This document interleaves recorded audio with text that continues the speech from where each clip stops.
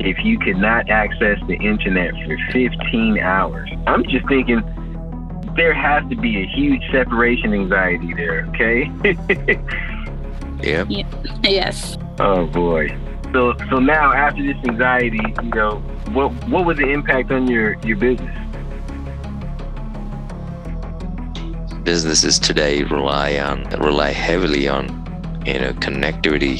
It cannot be business as usual. If the mobile and internet goes down, it will definitely have a severe impact on the business. Right. Yeah, and that is the main thing.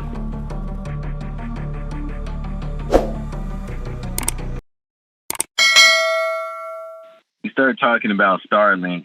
Starlink has been around, but all of a sudden, well, let me phrase it like this: they became really popular very fast. So now you go from Starlink, you go to their website, and all of a sudden, they're telling you the difference between their orbit and Earth. Instead of it being 35,000 kilometers, it's 550 kilometers. And I'm looking at this ion propulsion system, and we just got, how do we say? We just went Star Wars, How long has this technology been out? Is this the same technology since space? I don't know. What's your thoughts? It's, NASA and moon exploration. Yeah, been around for a while, for sure. Yeah, singular solar array. It's been around since 1964. Now what was that? Ion propulsion? Yes. They were first demonstrated in space by the NASA Lewis. It's now called Glenn Research Center. Right. I'm familiar with that. Well, okay, so it was introduced in the 60s. That means it was worked on probably between the 40s and the 50s, right? So it was used. But here's my question is, why is it that this technology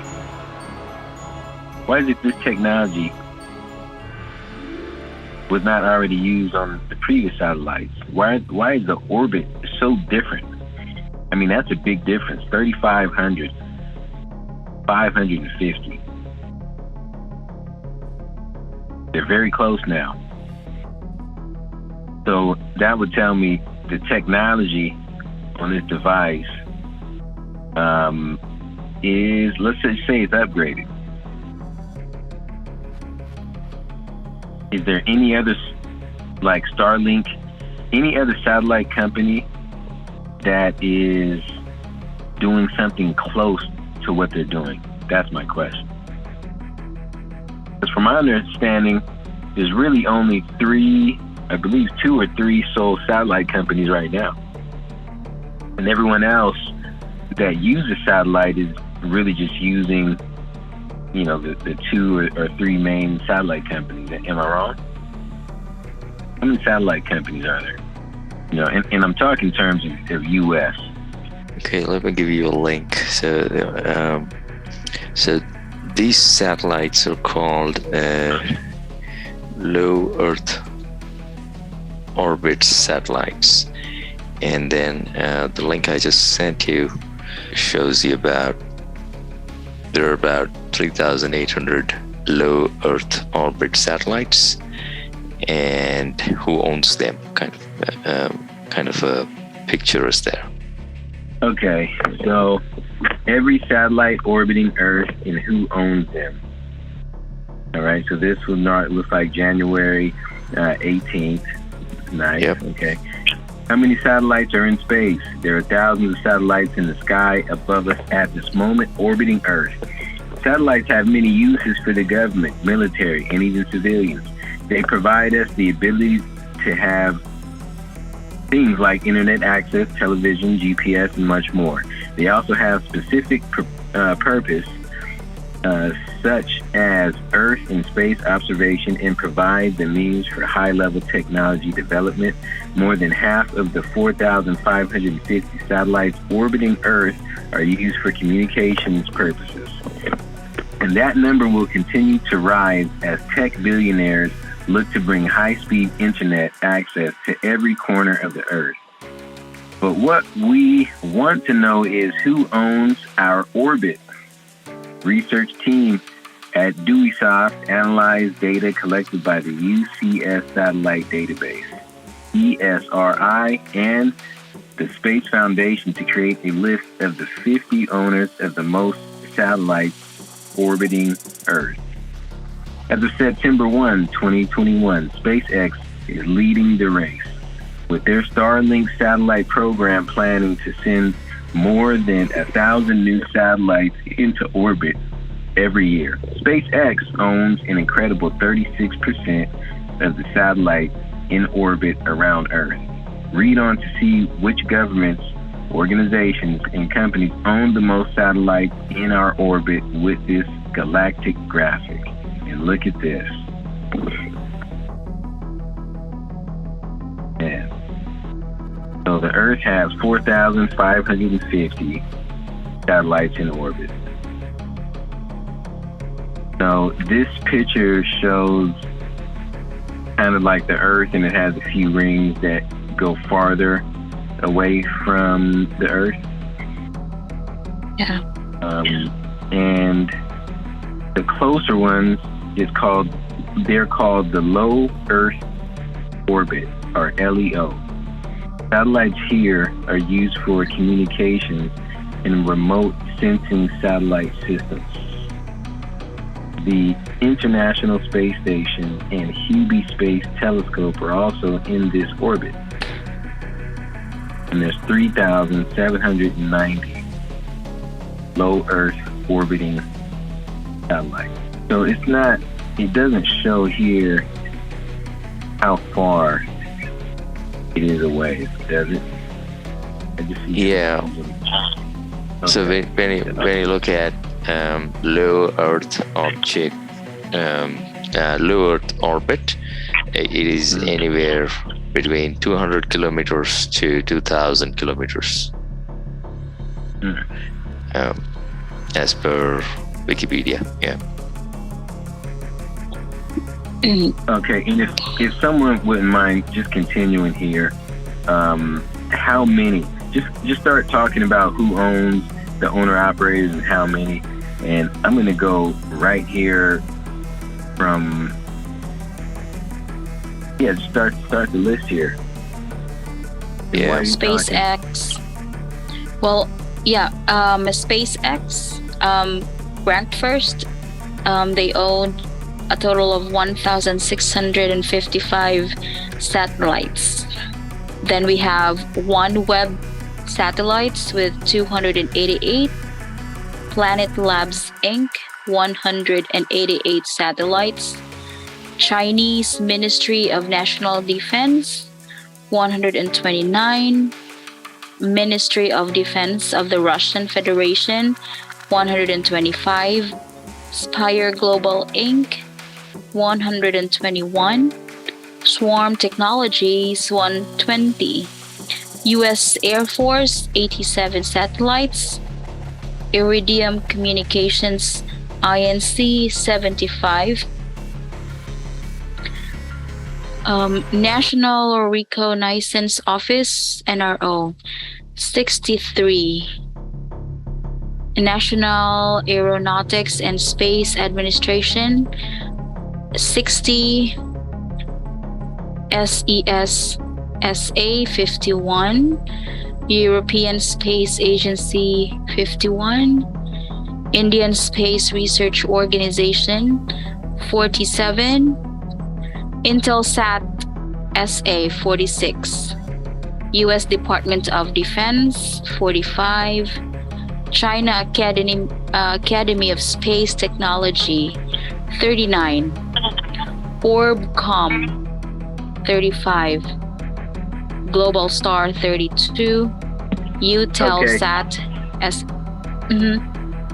Yeah, and I just want to stop you there because I want to, because now all these numbers between like 39 all the way down, to 10, that's shared just between, I guess these would be the smaller programs that range between, China Academy of Science and the U.S. Navy, National Oceanographic and Atmospheric Administration, aka NOAA, right? So, okay, now it makes sense, rule and government and, different places. But I guess just, it's real amazing to me, SpaceX, 1655. Because now I want to think, if I add up the number of everyone else, what else does SpaceX do that they just, when they launched satellites, they meant business. That's what it looks like to me, is that I didn't realize how many SpaceX satellites are in orbit right now. I mean, that's up there. Look at look at the chart. You can probably add all these numbers up and you're not going to get 1655. Wow.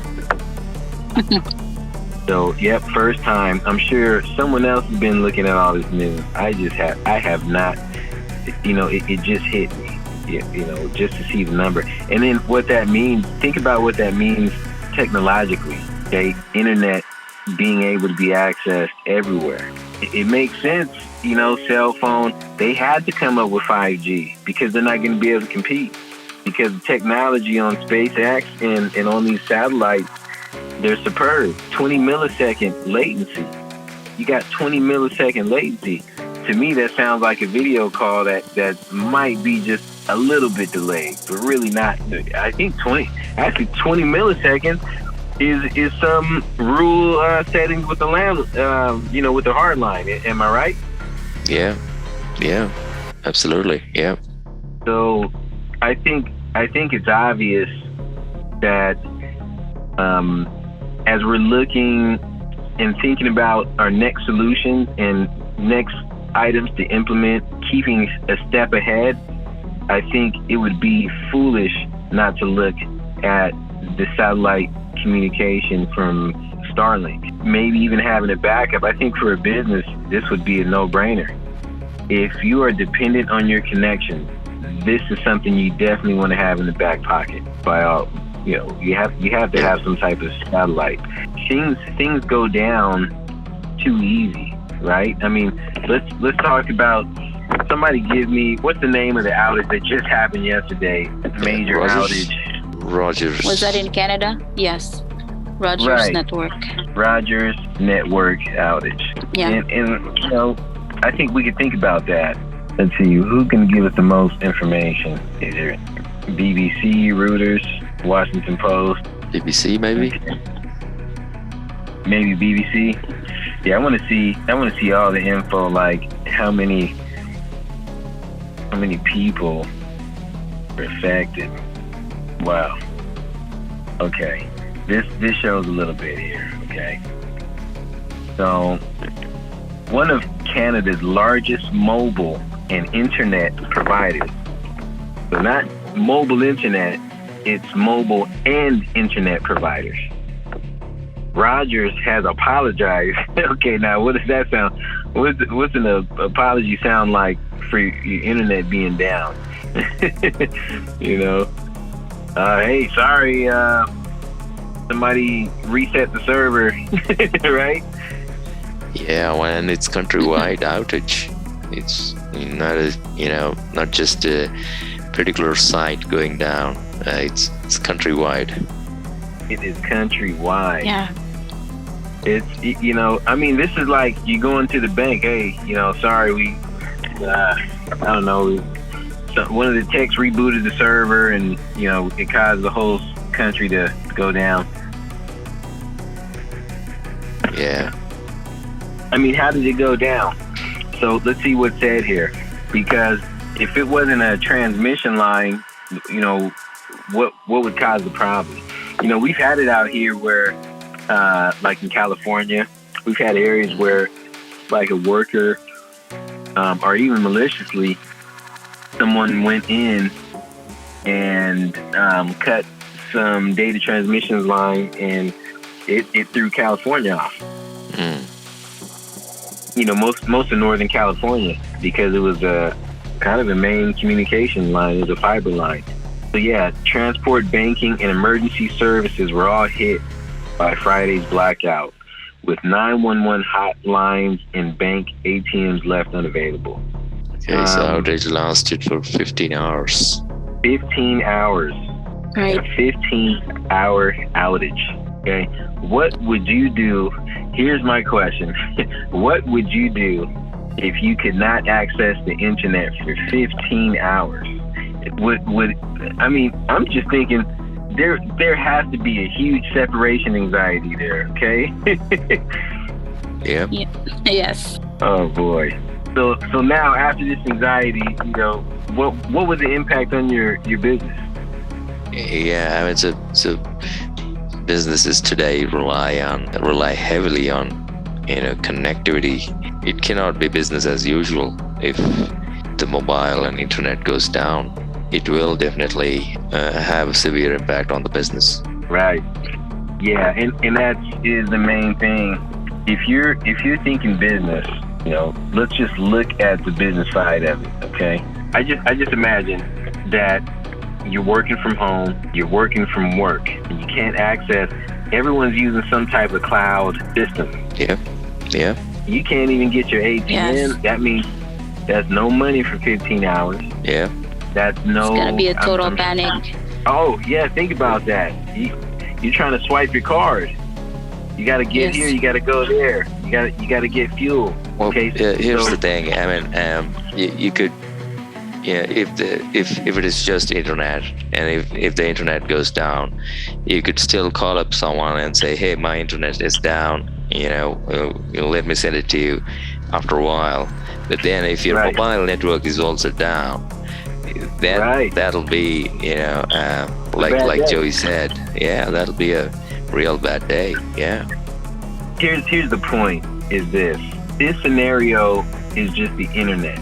So let's say you have your dependable, you know, business, or you actually have data that spans across, you know, networks, or you have some type of service where you want to be available. How can you take steps to do that?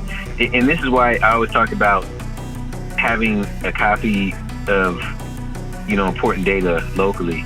I guess a lot of folks don't think that way, because if you came up in a certain era, a certain age of cloud, then you're dependent on, you know, Google for Business, you know, even like Office 365. And let's say you had an important meeting that even if the internet was down, it's okay as long as you can get to this meeting.